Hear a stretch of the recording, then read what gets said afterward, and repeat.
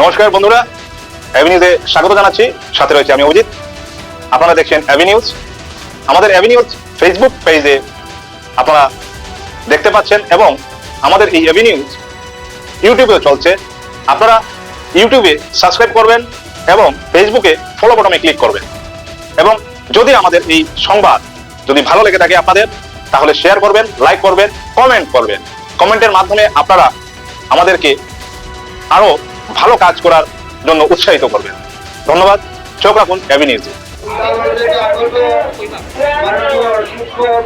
শিক্ষার্থীবৃন্দ, কর্মীবৃন্দ এবং আমার বিদ্যার্থী ভাই স্বতন্ত্র স্কুলের শিক্ষক শিক্ষার্থী, প্রিন্সিপাল, প্রধান শিক্ষক, যারা এই ছাত্রছাত্রী, যারা এই আজকের শহীদ দিবসে এসেছেন, আমরা সবাইকে ঢাকার যুবক প্রতিরক্ষা কমিটির পক্ষ থেকে অভিনন্দন জানাই। আজ থেকে 43 বছর আগে 1982 ইংরাজিতে রামকৃষ্ণ মিশন কেন বলেছিলেন রাঘবেন্দ্র চৌধুরী? কারণ উনি বিদ্যাপীঠের শিক্ষার পরিবেশকে উন্নতিত করতে চেষ্টা করেছিলেন। রামকৃষ্ণ বিদ্যাপীঠের তদানীন্তন চিন্তাশীল ছাত্রছাত্রীরা এর প্রতিবাদ করে এবং প্রিন্সিপাল শান্তিপূর্ণভাবে ছাত্রছাত্রীরা যখন আন্দোলন করছে, প্রিন্সিপাল বিদ্যালয়ের ভিতরে এই যে রামকৃষ্ণ বিদ্যাপীঠে তোমরা পড়াশোনা করছো, সেই রামকৃষ্ণ বিদ্যাপীঠে পুলিশকে এনে নির্মমভাবে পুলিশ দুজন ছাত্রের উপরে গুলি করে, প্রথম গুলিতে সাগর দত্ত জীবন শর্মা নিহত হয়, দ্বিতীয় গুলি চালান। অনুরোধ করছি, অল্প কিছুক্ষণ আমরা শহীদ সাগর দিবসে স্মরণ করবো। দয়া করে আপনাদের মাইক্রোফোনটা একটু সময়ের জন্য বন্ধ করুন। আমাদের কার্যসূচি শেষ হয়ে গেলে পরে আপনারা আপনাদের মাইক্রোফোন বাজাবেন। এই দিনে 18 নভেম্বর বিদ্যালয় বন্ধ ছিল, বন্ধ করার পর ছাত্রছাত্রীরা প্রিন্সিপালের পক্ষের সামনে ধর্মঘট করেছিল। সেই সময় বিদ্যালয়ের পাশেই ছিল রামকৃষ্ণ সার্কুল অফিস। সেই সার্কুল অফিস থেকে সার্কুল অফিসার ছুটে এসেছেন। এরপরে রাধাবাড়ি থানা থেকে পুলিশ এসেছে এবং প্রিন্সিপাল একেবারে আন্দোলন দিয়ে নির্দেশ করেছেন, সাগরকে গুলি করো, সাগরকে গুলি করো।